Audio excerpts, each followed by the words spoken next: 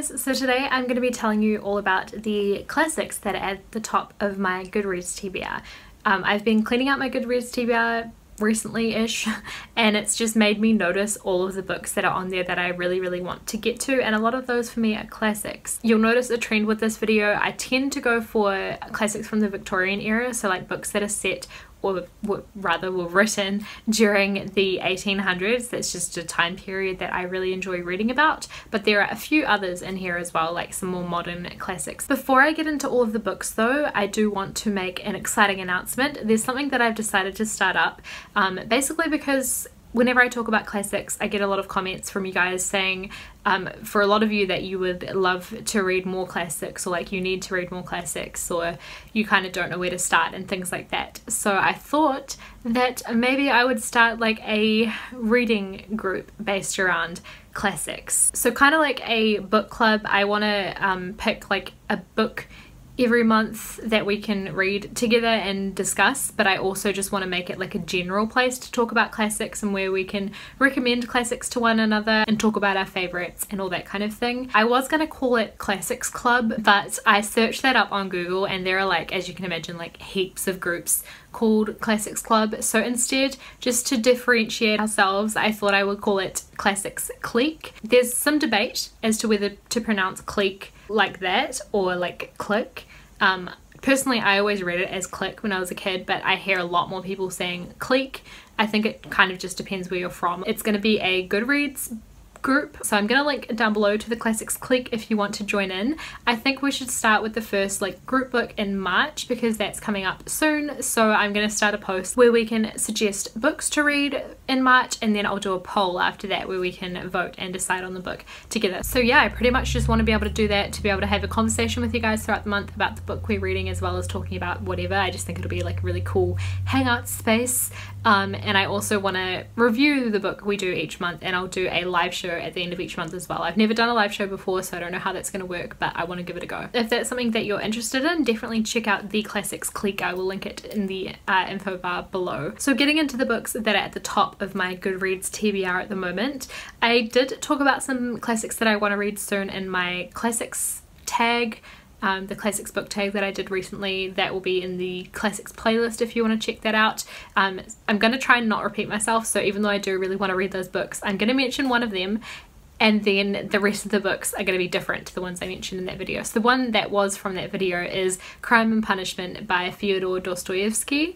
Fyodor Dostoevsky was a Russian author, and this is a book that was published in 1866. It's about a young man who commits a murder kind of randomly and without any remorse or regret. He doesn't really feel bad about it, but then he goes on the run to avoid getting caught for it, and his conscience sort of starts to catch up with him. I just think this book sounds really fantastic. The next book that I really want to get to soon is Travels in West Africa by Mary Henrietta Kingsley.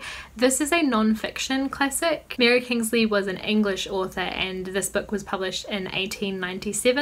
She was a female explorer, which is something very unusual in the Victorian era, so I think she sounded like a really cool woman. I read a short edition of her work. It's called A Hippo Banquet, which was a little black classic, and I loved it. She pretty much just kept a journal of her observations and things when she was in Africa doing research, and it's just very interesting. She has a really witty writing style that's really fun as well, so I definitely want to read her longer collection. The next book on my TBR is The Death of Ivan Ilyich by Leo Tolstoy. Leo Tolstoy is another Russian author, and this one was published in 1886.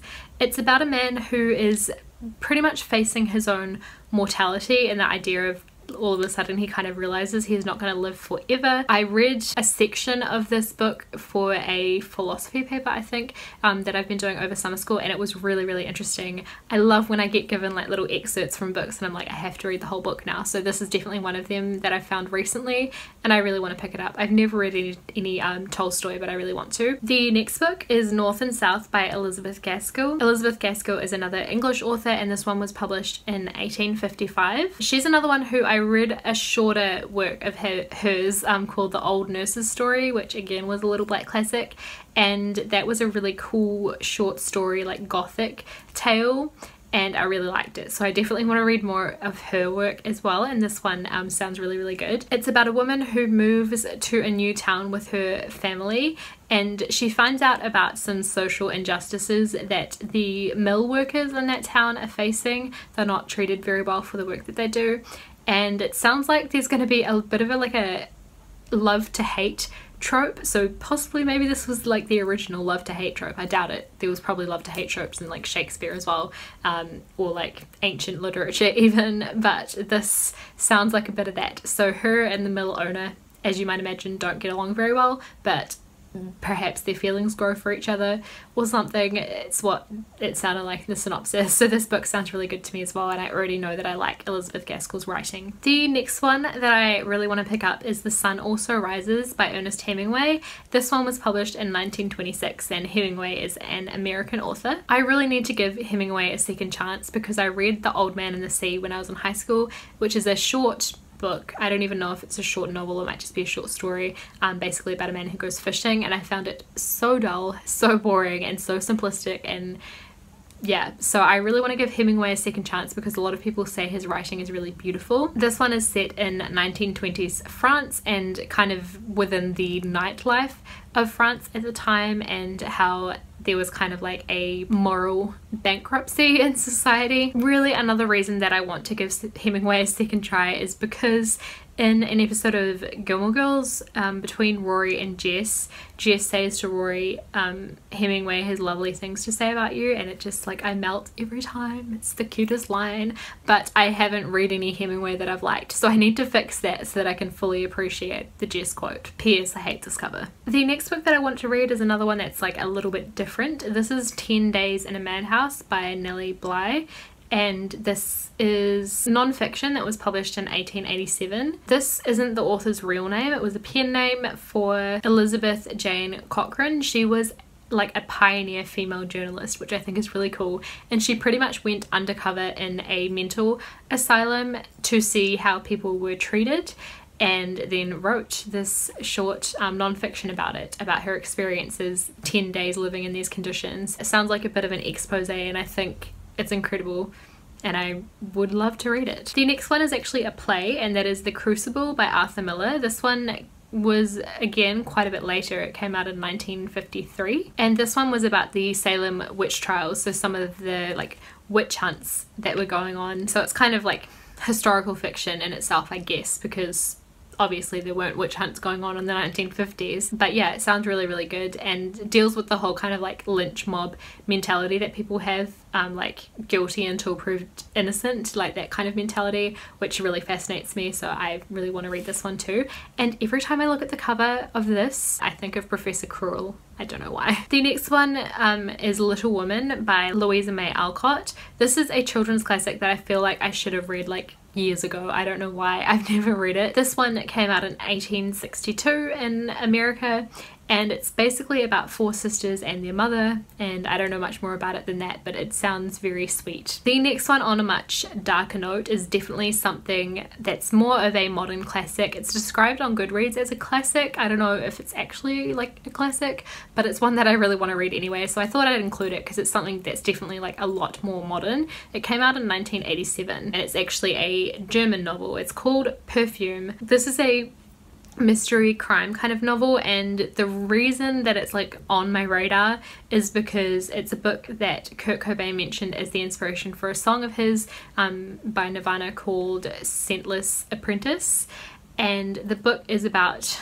a young man who's a perfume apprentice, and he has like a really almost supernatural like good sense of smell, which is why he's an apprentice making perfume, but this gift of his kind of leads him down like a dark path towards murder.